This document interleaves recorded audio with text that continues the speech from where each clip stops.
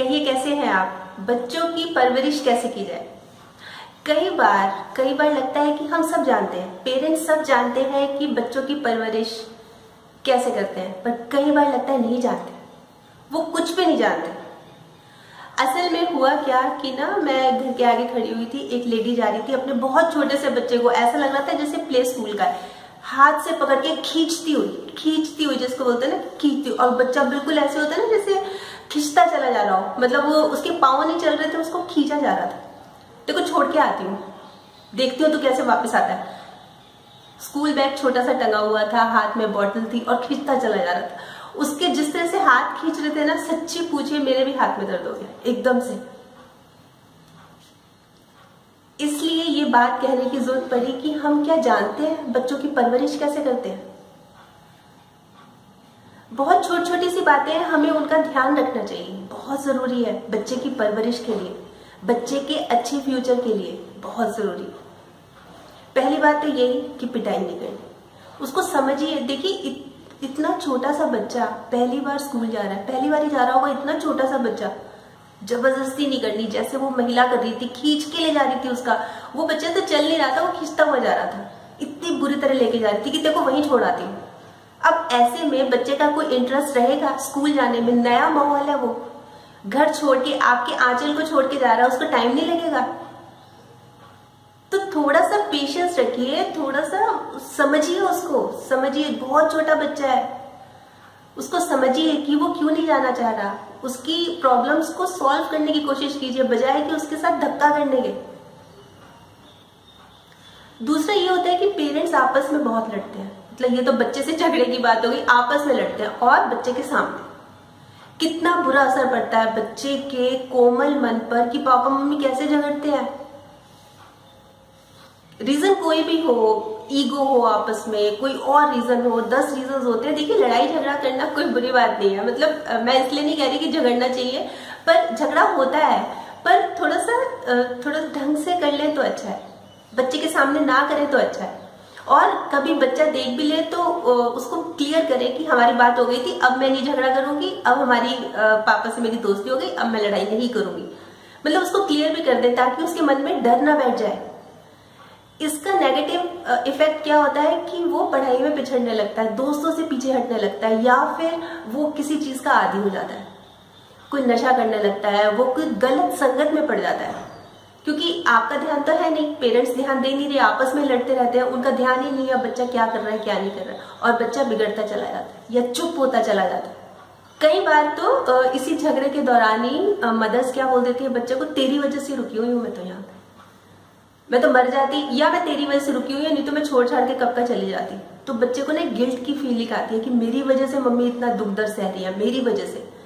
तो वो ना उदास होता चला जाता है, उसको मतलब बहुत बुरा लगने लगता है कि देखो मेरी वजह से मम्मी इतना ज्यादा अत्याचार सह रही है।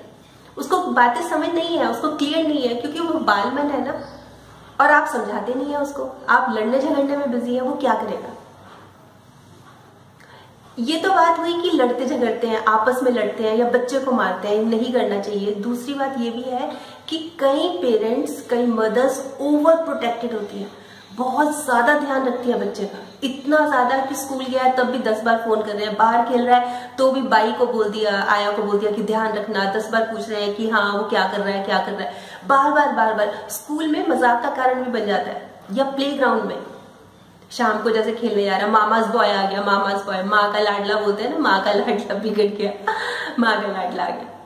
तो ये चीज भी नहीं होनी चाहिए। इतना क्या, उसको फ्री छोड़ दो ना, उसको छोड़ दो फ्री। इतना ज्यादा ध्यान रखोगे तो वो कुछ नहीं कर पाएगा लाइफ में, उसको लगेगा कि मुझे तो सब मिल रहा है, मुझे क्या जरूरत है, मुझे क्या चिंता है, तो वो बिगड़ता चला जाएगा। ये भी अच्छी बात नहीं है, बहुत ज्यादा ध्यान देना भी अच्छी बात नहीं है। एक ये कि बच्चे को फीलिंग्स को एक्सप्रेस करने दें, उसको खुश होने दें, उसको रोने दें। कई बार क्या होता है बच्चा किसी बात पर रो रहा है, चुप हो जा, खबरदार जो रोया पीटूंगी नहीं तो, और बच्चा किसी बात पे हंस रहा है, खिलखिला के हंस रहा है, खुश हो रहा है, बहुत ज्यादा हंस रहा है, तेरे को अकल नहीं है, तेरे को मैनर्स नहीं है, कैसे हंस रहा है तू।